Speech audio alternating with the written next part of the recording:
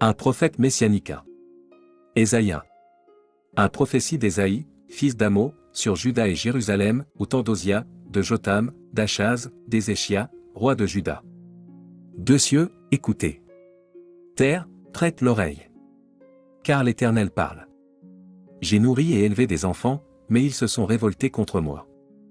3. Le bœuf connaît son possesseur, et l'âne la crèche de son maître. Israël ne connaît rien, mon peuple n'a point d'intelligence.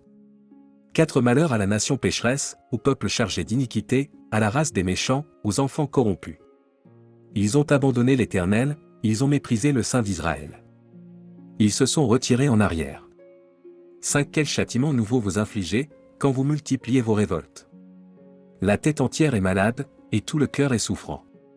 6. De la plante du pied jusqu'à la tête, rien n'est en bon état, ce ne sont que blessures, contusions et plaies vives, qui n'ont été ni pansées, ni bandées, ni adoucies par l'huile. 7. Votre pays est dévasté, vos villes sont consumées par le feu, des étrangers dévorent vos campagnes sous vos yeux, ils ravagent et détruisent, comme des barbares. 8. Et la fille de Sion est restée comme une cabane dans une vigne, comme une hutte dans un champ de concombres, comme une ville épargnée. 9. Si l'Éternel des armées ne nous eût conservé un faible reste, nous serions comme Sodome, nous ressemblerions à Gomorrhe. 10. Écoutez la parole de l'Éternel, chef de Sodome. Prête l'oreille à la loi de notre Dieu, peuple de Gomorrhe. 11. Que ai-je à faire de la multitude de vos sacrifices, dit l'Éternel. Je suis rassasié des holocaustes de béliers et de la graisse des veaux, je ne prends point plaisir au sang des taureaux, des brebis et des boucs. 12. Quand vous venez vous présenter devant moi, qui vous demande de souiller mes parvis.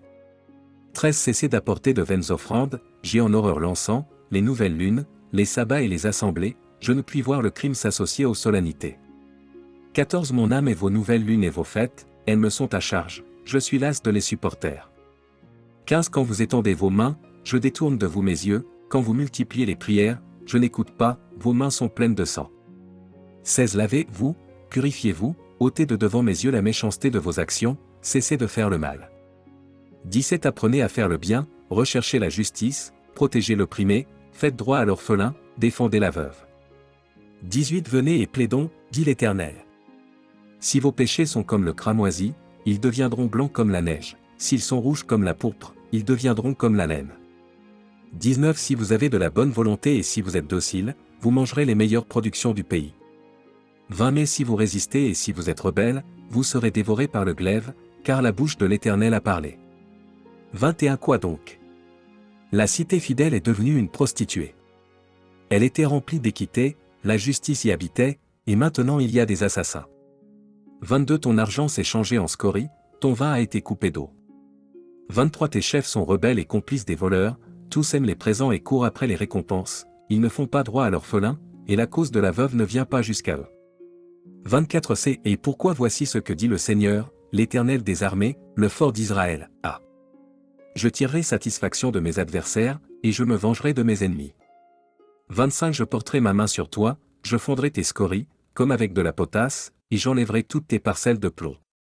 26. Je rétablirai tes juges tels qu'ils étaient autrefois, et tes conseillers tels qu'ils étaient au commencement. Après cela, on t'appellera ville de la justice, cité fidèle.